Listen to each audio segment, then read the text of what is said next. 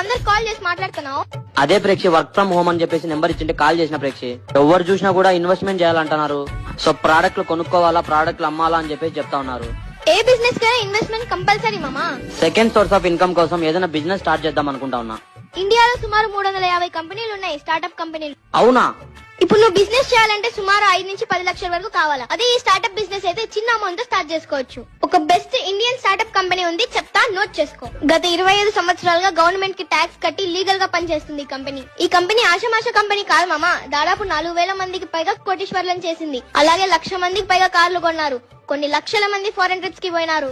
దూసుకుపోయే వాళ్ళు దూసుకుపోతూనే ఉన్నారు మామా. డౌట్లు పెట్టుకునే వాళ్ళే అక్కడే ఆగిపోతున్నారు. కరెక్టే ప్రేక్ష, ఏ కంపెనీ అయినా కూడా సెల్లింగ్ ఉంటది కదా. సెల్లింగ్ కి ప్రమోటింగ్ కి చాలా తేడా ఉంది మామా.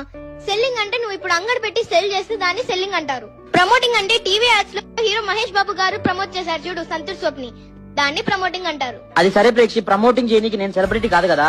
అందుకే మామా నీ బంధువులకి, నీకు తెలిసిన వాళ్ళకి, అలాగే చాలా మంది చాలని జీతాలతో పనిచేస్తున్నారు, వాళ్ళకి ప్రమోట్ చేయి. ఈ బిజినెస్ ఎవరైనా స్టార్ట్ చేయొచ్చా?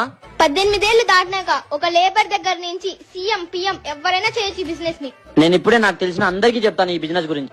ఫ్రెండ్స్, మీకు బిజినెస్ మెంటాలిటీ ఉందా? చిన్న అమౌంట్ తో బిజినెస్ స్టార్ట్ చేసి సపోజ్